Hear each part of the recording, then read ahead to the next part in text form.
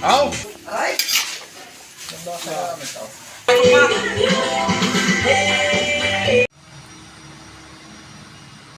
Ayun, manood po tayo ng nagpapansit.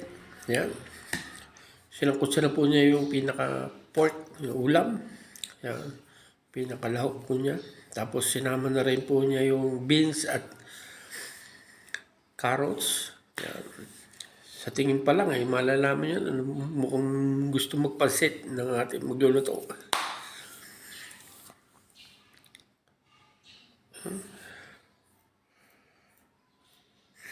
Lagyan konti sabaw po. Yan.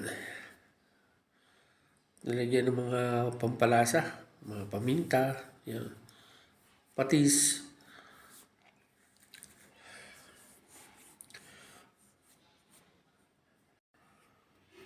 Yung oyster sauce. Yan. Parang nagawa muna po siya ng sauce para sa ating pansit.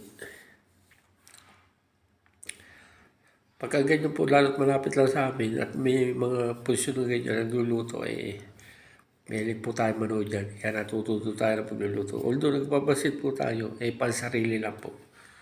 At makakakuha rin po tayo ng mga konting technique kung ano yung talaga minsan pampasarap nila nilalagay.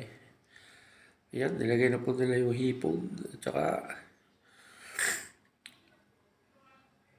repolyo. Ayan. Ayan, unti-unti na po naglagay siya ng sotanghon. Sotanghon Mickey po yung niluto. Kasi pagka daw po mga ganyang birthday, maganda daw po yung sotanghon. Tapos dinagdagan na lang po ng Mickey. Ayan, alalay po ng halo. Yun po ating sotanghon, binabad muna sa tubig. Ayan, shortcut na. Ayan. Yan po naman ay hinihintay lang po na may ganang kaunti. Yan, pasit na ganyan.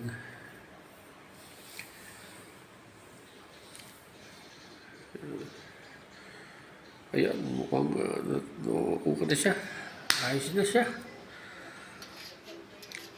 Ayos na, isang butahe. Ayan po, ang isusunod natin ay puchero.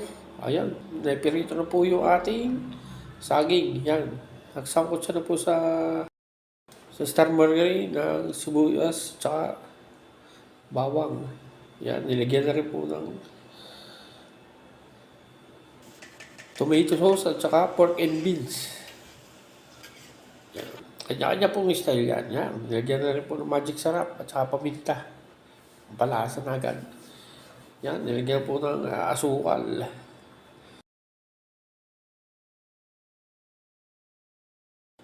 Halo-halo lang po para maluto agad yung pinaka-sauce nyo. Ayan, nilagyan na po yung pork chop.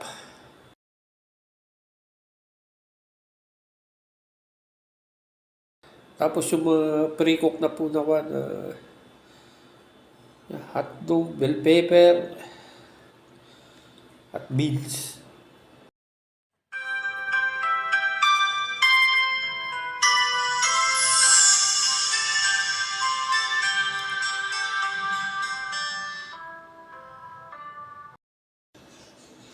Yan, sinunod na rin po ang repolyo. Yan.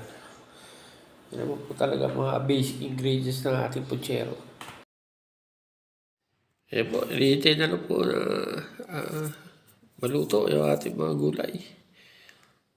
Tapos lalagyan na po dyan yung saging. Yan. Actually po,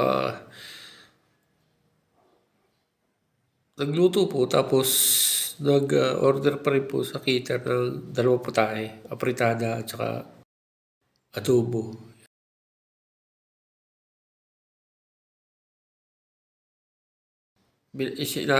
Pinalastik na po para pag nailagay sa styro, hindi agad siya lumamig. Ayan. Maraming salamat po sa panonood.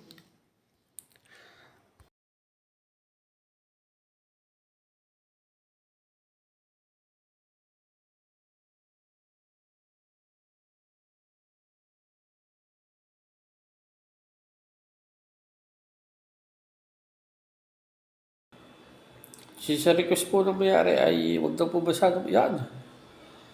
Ibinahalot na nga po. Yan. Ang purpose po yan ay para ilagay sa styro at di ba lumubig.